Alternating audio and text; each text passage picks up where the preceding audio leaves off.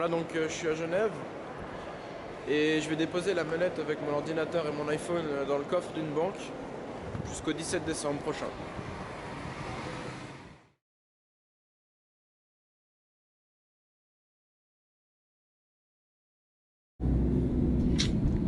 Et hier, il y a eu des tempêtes de neige à New York qui faisaient -5. Mais partout aux États-Unis, il paraît. T'imagines?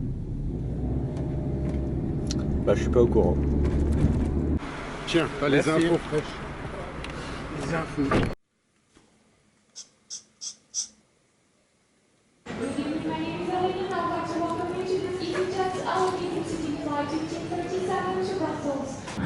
J'espère que vous êtes confortablement aussi. Ouais, ils ont fait le break. Ils ont fait le break à 6-5. Dis-moi papa, dis-moi ce qui se passe.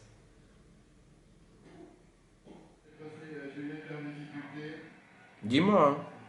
Ah bah 15-40 sur le service des Français.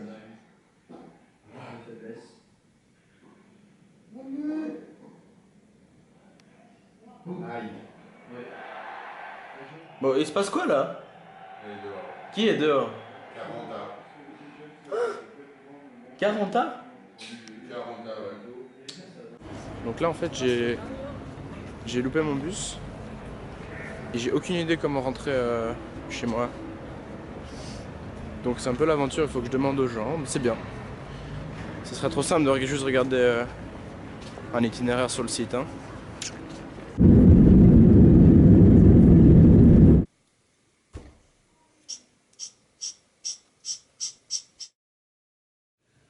Voilà, donc on est le 25 novembre, ça fait maintenant 6 jours que j'ai commencé mon expérience.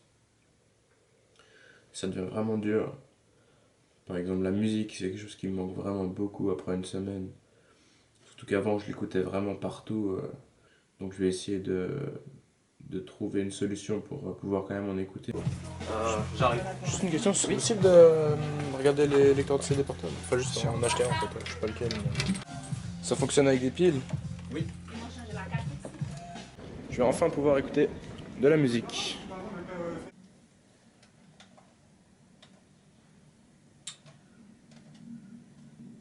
Ça passe.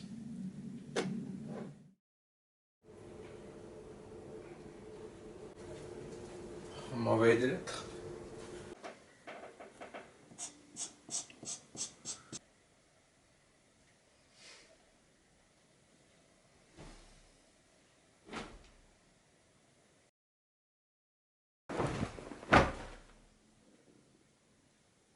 Oh, la tentation.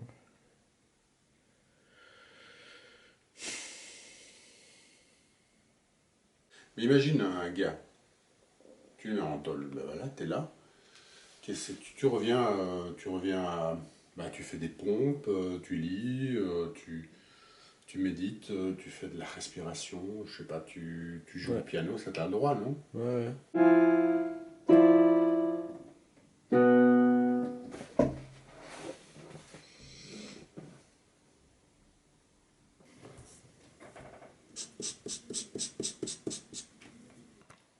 Donc après 2 semaines et demie d'expérience, un peu plus même, j'ai vraiment un point positif qui est ressorti. Et bah en fait c'est que j'ai fait quasiment que des 5,5 cette semaine. C'est assez impressionnant parce que c'est pas dans mes habitudes. Là par exemple j'ai reçu un 5,5, 5,5, 6, 5,5. Finalement je me suis rendu compte que d'utiliser mon iPhone et mon ordinateur le soir, ben, c'est vraiment un frein en fait. C'est vraiment un frein à ce que je fasse des bonnes notes. Ah bah non, je peux pas te le passer. Il te fait des gros bisous, il est à côté de moi, mais il peut pas venir au téléphone. Ouais, tu te rappelles maintenant? Oui, il tient toujours, bien sûr. Bah oui, elle voulait te parler, mais voilà. Et ouais. Et en fait, elle est assez impressionnée que tu tiens toujours.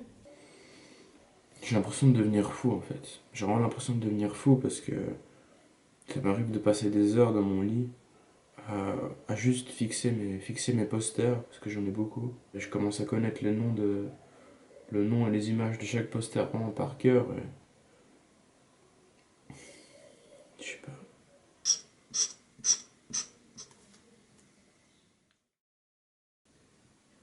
Et voilà, donc on est le 17 décembre 2014. Enfin, c'est le jour J pour moi, le deuxième dans cette expérience. Je pense que dans les 3 prochaines heures, je vais être le contre-exemple parfait de mon expérience jusque-là. De pouvoir envoyer des messages, appeler. Je vais juste me faire ce plaisir pendant, je pense, quelques heures ce soir. Et après, je vais essayer vraiment de tirer des leçons de cette expérience. Rien que pour ça, je suis extrêmement content d'avoir fait ma Internet Detox.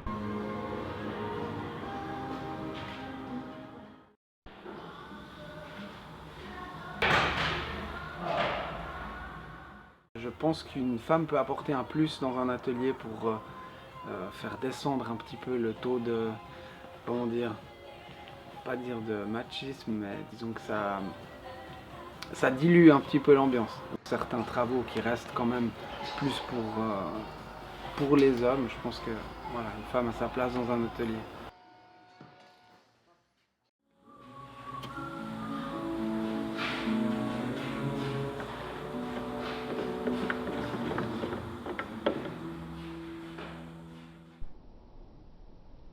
J'ai beaucoup aidé pour favoriser une femme dans le métier mécanicien.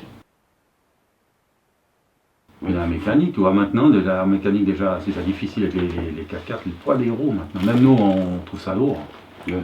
C'est vrai que certaines choses ne sont pas évidentes pour une femme.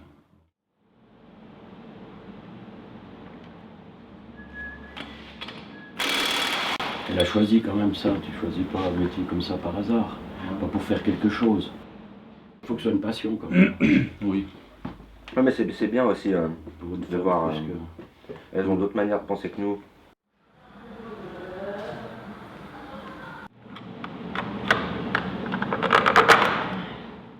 Une petite touche féminine dans ce monde de bruit.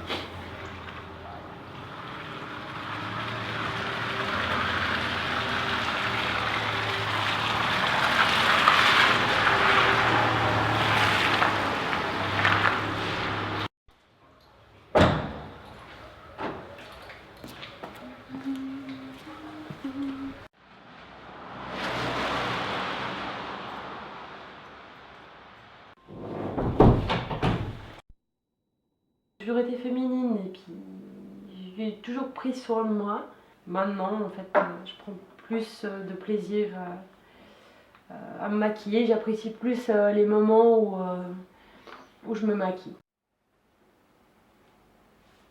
C'est ma voiture de course, donc je faisais avant des slaloms. Maintenant t'es mécano, c'était quoi les réactions de ta famille et de tes amis quand tu leur as annoncé ton choix de métier? J'ai eu beaucoup de soutien. Au début, mon papa n'était pas vraiment d'accord, mais par la suite, j'ai eu énormément de soutien. Ton copain, il a bien accepté la nouvelle ou, Oui. enfin, Ouais, il trouvait même ça plutôt cool. c'est des métiers qui sont dits d'hommes, enfin, ou dits de femmes. Après, ça reste mon avis, mais maintenant, ça va aller de plus en plus comme ça. On pourra plus dire c'est des métiers d'hommes, des métiers de femmes.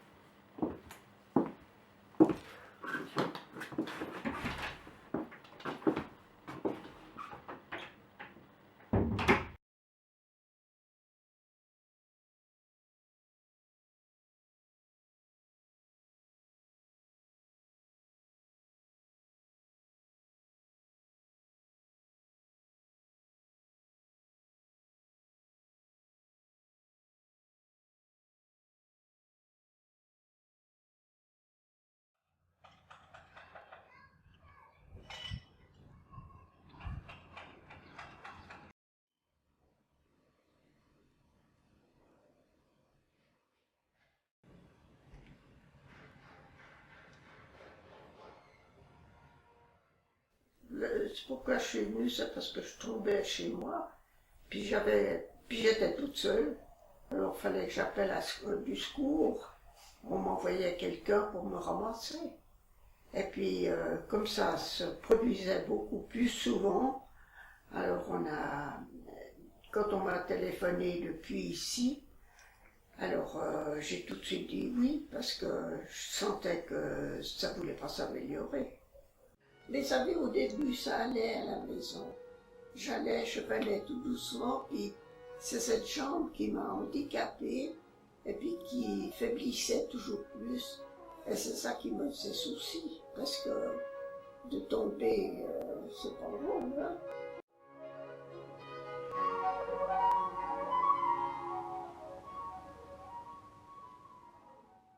Non, j'avais pas peur parce que j'ai tellement été bien accueillie que je pouvais pas avoir peur. C'est dommage que t'aies pas photographié, juste au bon moment. J'ai filmé. Je vais m'endormir. Alors oui, je vais me mettre debout, voilà. Oui, ça, on est plus... C'est beaucoup plus... on est plus à mal. Oui. Oui, oui. T'inquiète pas, la neige, viens. Ne vous battez pas. Je vous laisse pour aller chercher du sel, mais... Alors, allez chercher. Vous comptez sur nous pour pas nous battre. Voilà, bah, vous avez tout compris. J'ai pas besoin de m'exprimer. Non, vous pouvez me laisser, on se bat pas. Premier jouet. Je voyais le personnel, tout ça, qui venait vers moi, qui me chouchoutait, tout ça. Je trouvais ça extraordinaire. Je me faisais vraiment pas une image comme ça. Encore une infirmière hier soir m'a dit « Mais ici, c'est chez vous !» Non, alors vraiment, je vous dis, on est gâtés. Avant de déjeuner, on nous fait la toilette, tout ça. Après, on déjeune, on est tranquille. Ou alors, s'il y a une animation qui me plaît, ben je descends au salon. Et puis après, ben, c'est le dîner. Une fois qu'on a mangé, on rentre tout dans nos chambres.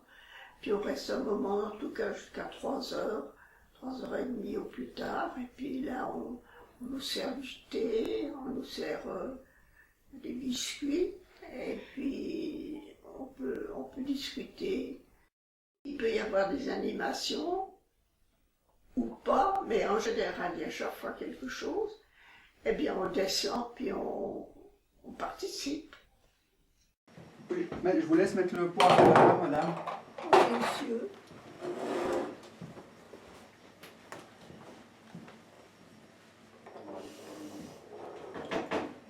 Et on mange sur la planche. Ouais. Même la planche. Ouais. Oui, mange la planche, on mange. Pas trop de vaisselle, on mange sur la planche. Voilà. Vous savez, j'oblige personne à venir me voir. Hein. Chacun est libre de faire comme il entend, mais j'ai quand même des amis de Prosenectus qui viennent me voir, pour ainsi dire, toutes les 2 semaines, choses comme ça. J'ai mes fils, bien entendu, qui viennent quand ils peuvent, mais enfin, ils viennent. Et puis, de toute façon, avec mes fils, j'ai des téléphones. J'ai un fils à Berne qui me téléphone 2 fois par jour, c'est-à-dire le matin et le soir. Et puis mon fils de Genève le soir. Alors comme ça va.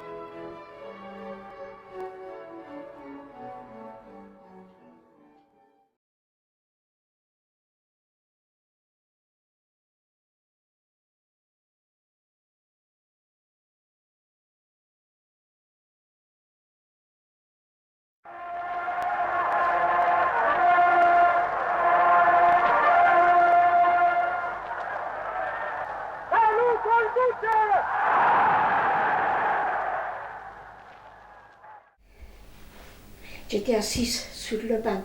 Tout le monde était assis sur le banc. Quand ils ont annoncé qu'elle éclatait la guerre, j'avais 11 ans. Ah, mais tout le monde a commencé à pleurer. La guerre, elle est passée dans les villes, pas chez moi. Chez nous, c'était un petit village à la campagne, 200 personnes. Ils ont lancé deux bombes. Une, elle est tombée dans le lac et une au pied d'une montagne. On voyait les avions passer par dizaines, qu'ils allaient bombarder les villes. Quand ils arrivaient en ville, alors on entendait boum, boum. C'était horrible. Elle était finie, la guerre. Il n'y avait pas de travail. Je devais travailler la campagne du matin au soir. Moi, j'en avais assez. Les filles, ils avaient un certain âge comme moi, ils partaient, ils allaient dans les grandes villes, à Milan. Mais moi, je dis non, moi, j'aime pas les grandes villes. Habituée dans un petit village, grande ville comme Milan, jamais de la vie. Alors, à ce moment-là, les Suisses qui écrivaient en Italie, dans un bureau, qui demandaient du personnel. Ils m'ont envoyé mon contrat de travail. Moi, j'ai demandé mon passeport. Et c'était le 1er septembre 1947. Je suis partie. Et je ne suis plus retournée. On a traversé le lac à 4h30 du matin pour aller de l'autre côté prendre l'autocar pour Milan. Puis on a pu avoir le train qui partait de Milan à 1h30. Arrivé à Brigue,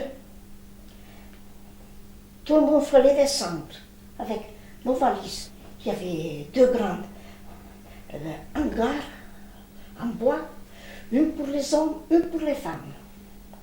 Là, il fallait se déshabiller, tout nu, se doucher, faire radiographie au poumon, voir si on était malade. Moi, je suis arrivée à bien, ils étaient très gentils. On était 16 en famille. Il y avait 10 enfants.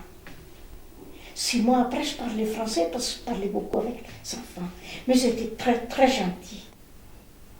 On faisait un travail que les Suisses ne voulaient plus faire. J'aimais mieux faire ça que travailler la campagne. Et je suis restée 7 ans à Bière. J'aimais beaucoup le petit village calme, tranquille. Et c'est là que j'ai connu ce qui est devenu mon mari. Ça fait 67 ans que je suis partie. Je suis habituée ici, ça m'a plu et je suis restée. J'étais bien. Tout le monde a été toujours très gentil. J'ai jamais eu envie de retourner en Italie. Jamais. Les enfants, ils sont plus suisses qu'italiennes. Et puis eux, ils se sentent aussi plus suisses qu'italiennes. D'ailleurs, ils ont pris la nationalité suisse. Mais moi, je me sens plus suisse qu'italienne. Je ne voudrais plus, moi. J'aurais plus envie de retourner là-bas. Jamais. La Suisse est devenue comme mon pays.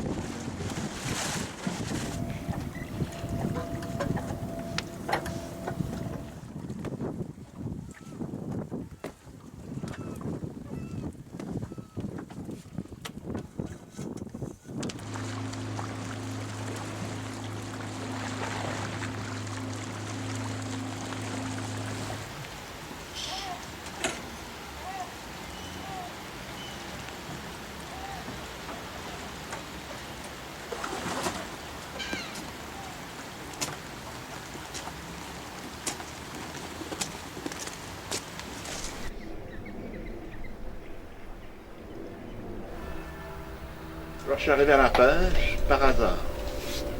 Parce que j'ai commencé par faire maçon, travailler chez les chantiers, j'étais chef d'équipe, travaillé dans des entreprises Arnion, des grosses entreprises. Et puis après j'ai fait du carrelage. Après j'ai bossé à mon compte. Un petit peu en maçonnerie, beaucoup plus dans le carrelage. Et après j'ai connu quelqu'un, un copain, par hasard aussi, qui était pêcheur. Et puis ça m'a intrigué, je ne savais même pas qu'il y avait des pêcheurs dans le lac Léman. La façon que ça se pêchait dans le lac Léman. Et puis il m'a invité chez lui, j'étais à la pêche avec lui. Et là je suis tombé dedans, là, comme l'astérisque dans la marmite. Voilà. Alors il y a des pêcheurs chez nous, sur le Léman, qui eux, ils pêchent. Puis ils vendent leurs poissons entiers, ils ne fabriquent rien. Ils vendent à des marchands, et puis tandis que nous, on fabrique, on transforme le poisson en filet pour les restaurants, les particuliers, avec la fer à comme l'âge la fume. Avec cette fer à fumer là, on fabrique la mousse, puis la rillette, les brochets, la tête de brochet, les quenelles de brochet.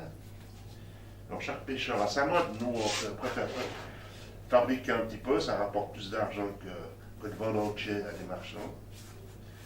Puis sur le Léman, pas tous les lacs suisses, toujours des pêches artisanales, il faut rester artisanal.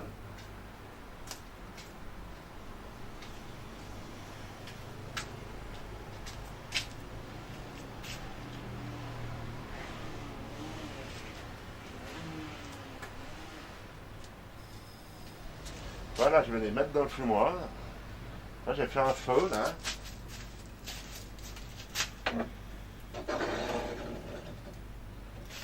Elles vont se cuire avec la braise, le feu, là. En même temps que se fume.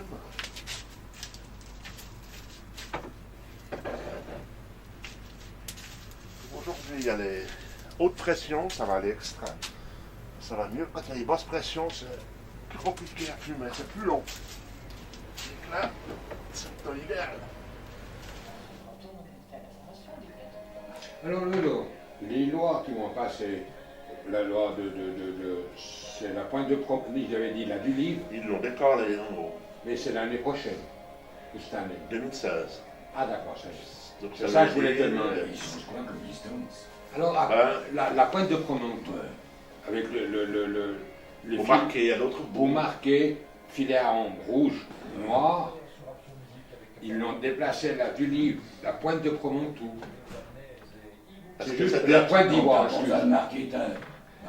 Oui, mais pas ce côté. Dans le petit lac, on ne marque pas. Bon, la limite, c'était la pointe de Promontoux et pointe d'ivoire. Puis en dessous, tu vas marquer au devant. Puis c'est clair, surtout quand le monde est, parce que dans les châteaux, c'est la même chose. Puis chaque fois fauché. C'est ouvert derrière parce qu'il y a Luz qui te ramène tes bâtons.